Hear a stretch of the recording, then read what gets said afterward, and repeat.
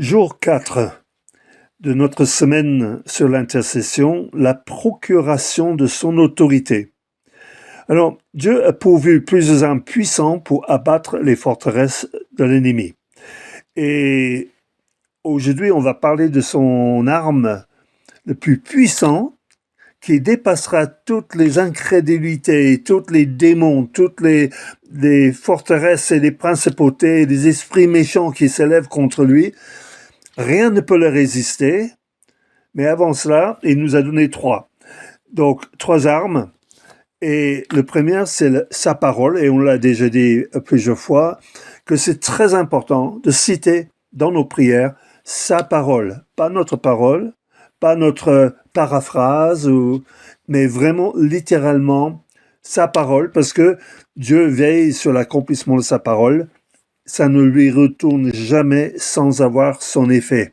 Et nous savons que Dieu a dit depuis les fondations de la terre qu'il ne veut pas, il ne veut que personne ne périsse, mais que tous viennent à la repentance. Ça, c'est une parole qu'elle a prononcée certainement bien avant que la terre n'existait. Et il a veillé là-dessus. Il a fait en sorte à ce qu'il enseigne certains principes parmi des Israélites, et il a promis surtout, parce qu'ils n'ont pas bien écouté, qu'il y aurait un Messie, et ce Messie sera le sauveur du monde. Donc il veille sur sa parole, et même si ça prend des siècles des fois, eh bien Dieu va jusqu'au bout de sa parole. Et la deuxième chose, c'est le sang de Jésus. Il a appris aux Israélites qu'il fallait que le sang d'un innocent soit versé pour sauver le coupable. Alors, un innocent, bon, un agneau, c'est innocent.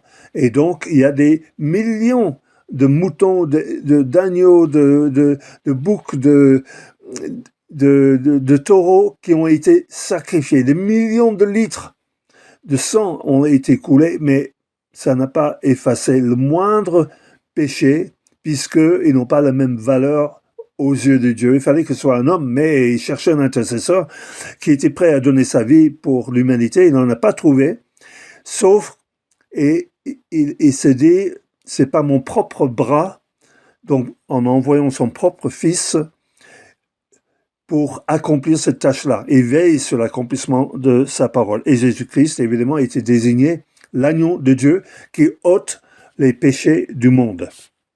Il ôte les péchés du monde. Donc, il les enlève sous réserve. Il y avait seulement une petite condition, et c'était pas très important, mais il connaît notre manière de vouloir résister, même à les moindres choses, notamment d'admettre qu'on a eu tort. Eh bien, il fallait confesser. Alors, Dieu le sait. Il sait tout sur nous. Mais il fallait que nous, on sache que notre péché n'est pas seulement contre des uns et des autres, mais contre Dieu lui-même. Comme disait David, j'ai péché contre Dieu. Pourtant, il a péché en fait contre Uri le Hittite, le mari de Bathsheba. Mais il a compris quand même que le vrai péché, c'est de pécher contre Dieu. Alors, Dieu nous a donné une procuration pour utiliser, et ça c'est le troisième arme, le nom de Jésus. Le nom de Jésus. Alors, un homme qui est dans une ville pour affaires, mais qui doit quitter pour une urgence, peut désigner quelqu'un pour agir à sa place. On appelle ça un fondé de pouvoir. Il donne donc pleine délégation de ses pouvoirs. Ce que cet homme-là, c'est un contrat juridique, hein, eh bien, cet homme peut décider à la place du roi ou de cet homme riche. Et Jésus a mis nos prières sur une fondation juridique pour agir à sa place, pour faire tout ce qu'il aurait fait, lui, s'il avait été présent en personne.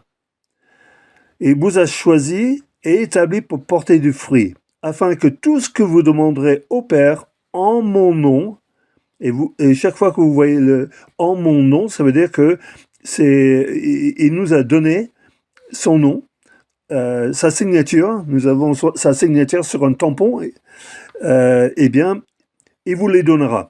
Tout ce que vous demanderez, il vous le donnera.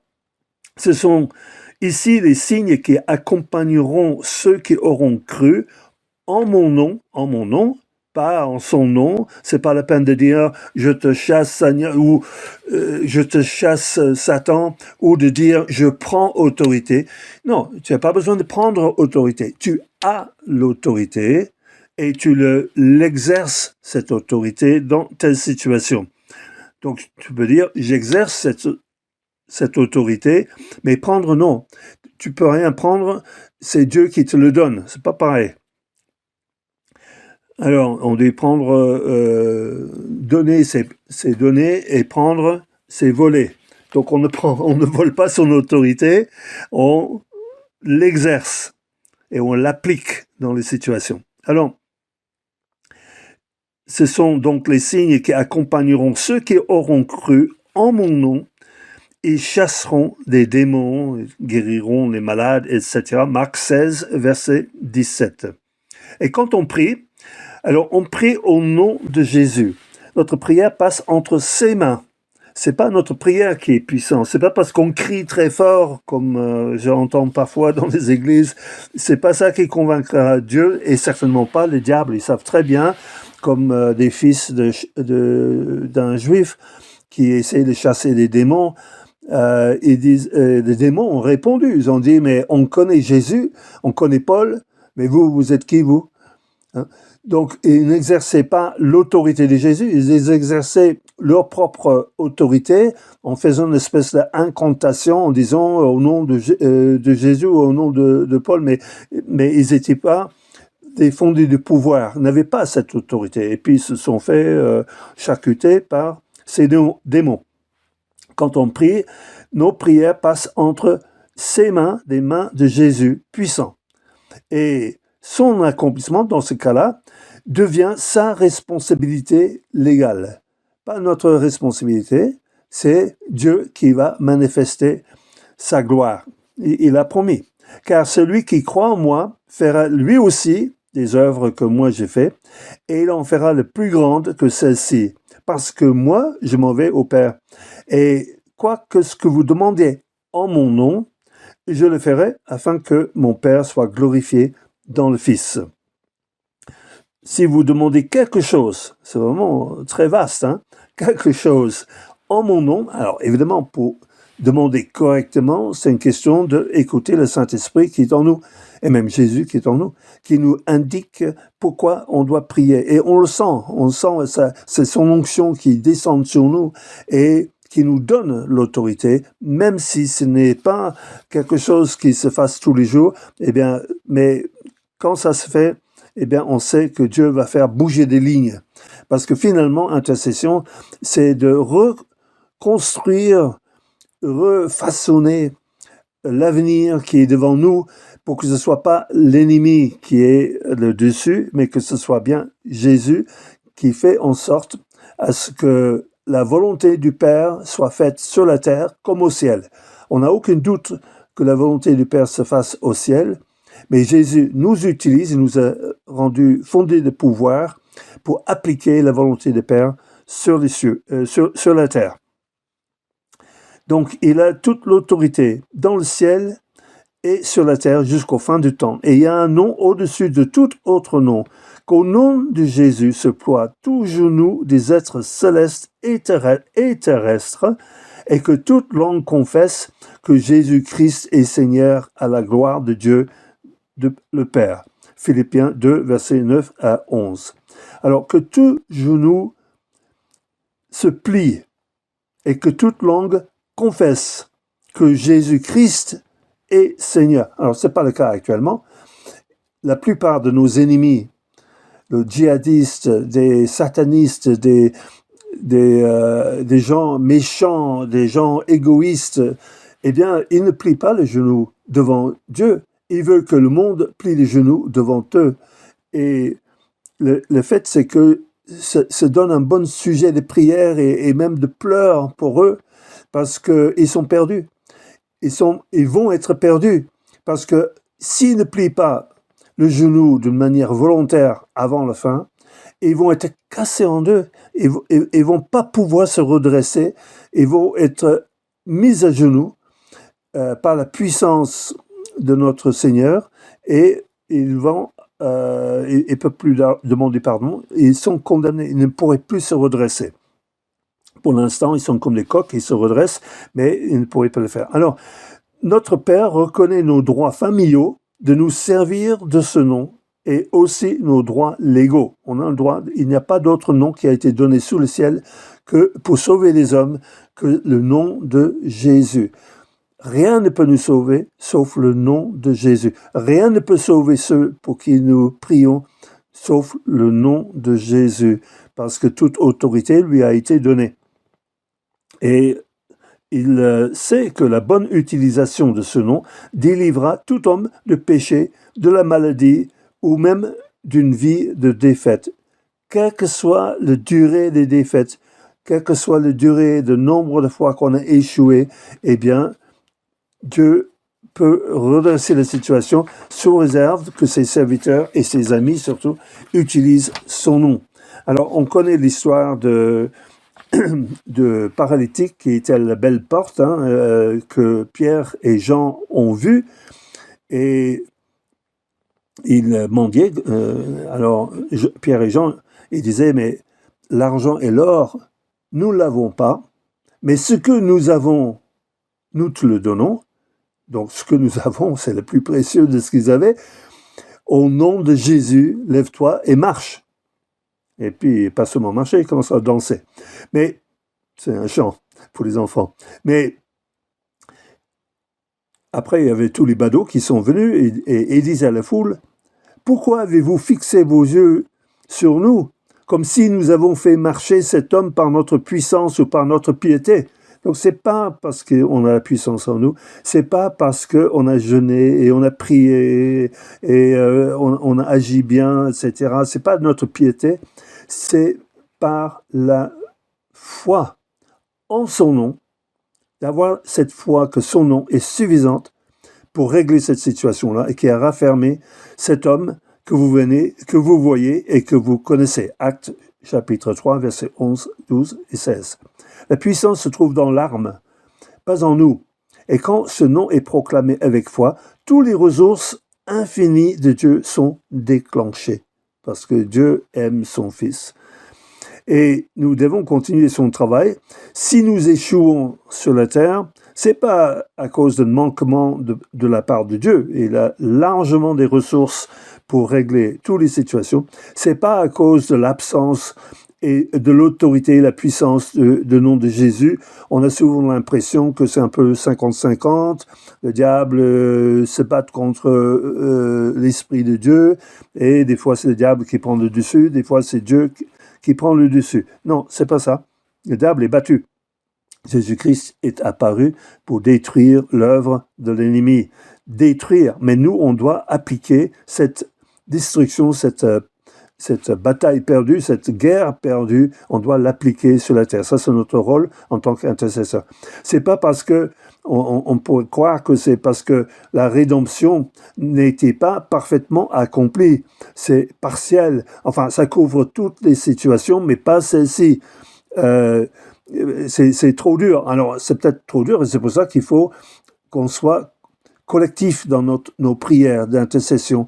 On a beaucoup plus de puissance et il y en a 20 personnes qui prient avec intensité jusqu'à le percer, jusqu'à ce qu'ils percent dans la prière et qu'ils ressentent dans l'esprit que la victoire est accomplie. Eh bien, ça, c'est une expérience extraordinaire. Dans ce cas-là, c'est pas la peine de prier. C'est le louer le Seigneur, bien sûr, le sacrifice de louange, mais c'est pas un sacrifice puisque on a le ferme conviction collectivement que c'est gagné. La guerre est gagnée. La bataille est gagnée dans cette situation. Des fois, on pense que le diable est plus fort que Dieu. Quand on voit ce qu'on voit et ce qu'on entend, on peut croire ce qu'on croit. Eh bien, ça, c'est vrai, mais ça, c'est avec les yeux. C'est pas par la foi. Et par la foi, nous savons que Dieu est le plus fort parce qu'il l'a déclaré et on voit de l'histoire que Dieu a validé le sacrifice de Jésus par le fait qu'il a ressuscité. Et en plus, il n'est pas parti tout de suite, il est resté sur la terre pendant 40 jours pour encore continuer son enseignement.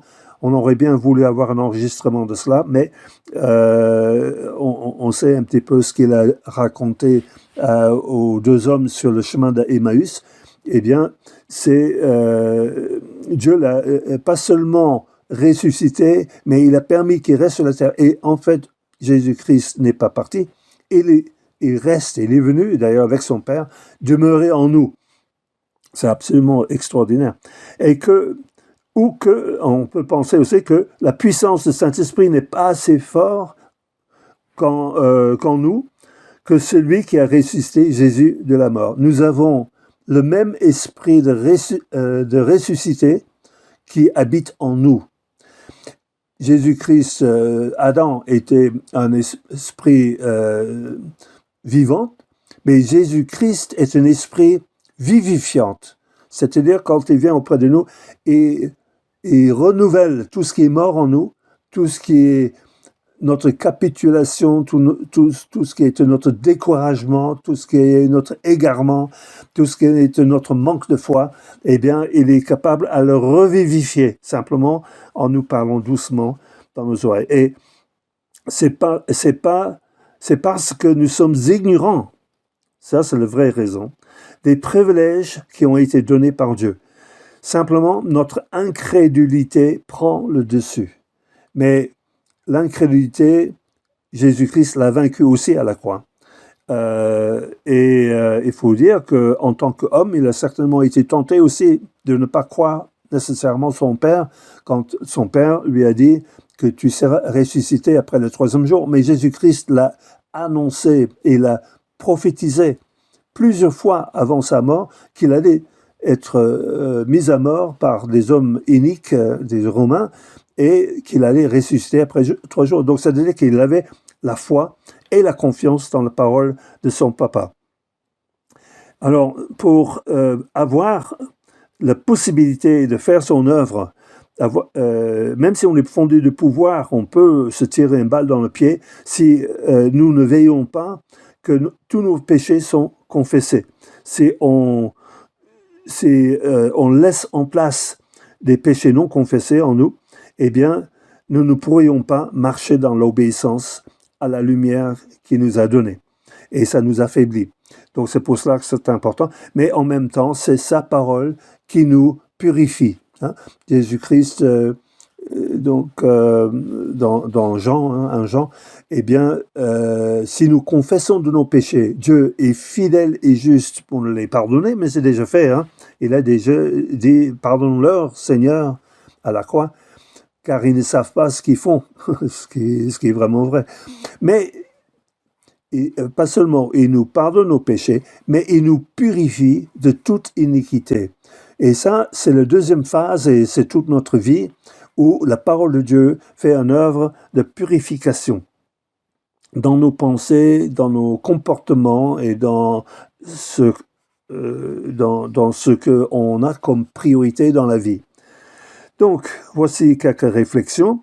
Quelles sont les armes puissantes qui ont été données à l'Église pour établir le royaume de Dieu sur la terre comme au ciel? Donc, ça c'est la première question, vous pouvez répondre vous-même. Quelle est la procuration légale qui nous a été donnée? Est-ce que nous en servons de cette procuration? Est-ce qu'on déploie son autorité dans le village, dans la ville, dans la région dans laquelle nous vivons? Et pour quelle raison principale échouons-nous dans notre mission? La raison principale qui nous fait croche-pied, c'est pas tout à fait le manque de foi, c'est carrément l'incrédulité. Donc, nous savons que la foi vient de ce qu'on entend, et ce qu'on entend vient de la parole de Dieu. Et donc, c'est pour ça qu'il faut qu'on soit dans la parole. Voilà, tout pour aujourd'hui.